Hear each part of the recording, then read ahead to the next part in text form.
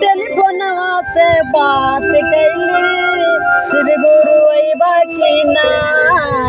करवा से तार कैली टेलीफोनवा से बात कैली शिव गुरु अइबा की ना हमरो चारानिया में छुए तो देवा शिवा गुरु की ना तरवा से तार कैली टेलीफोनवा से बात कैली शिव गुरु अइबा की ना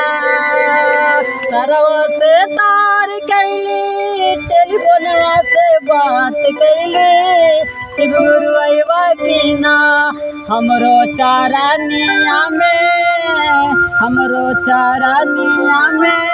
छुए तो देवा शिवा गुरु की ना लगवा इनका काटे हो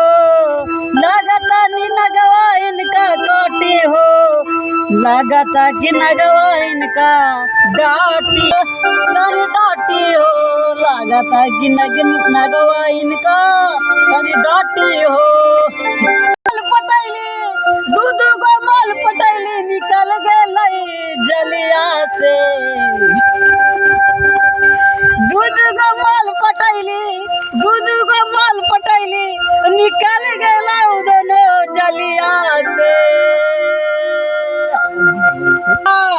अपने के दुखवा के करा के कहियो भैया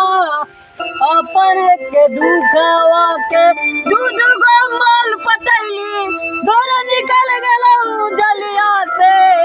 के करा के कहियो भैया अपने के दुखवा से के करा के कहियो भैया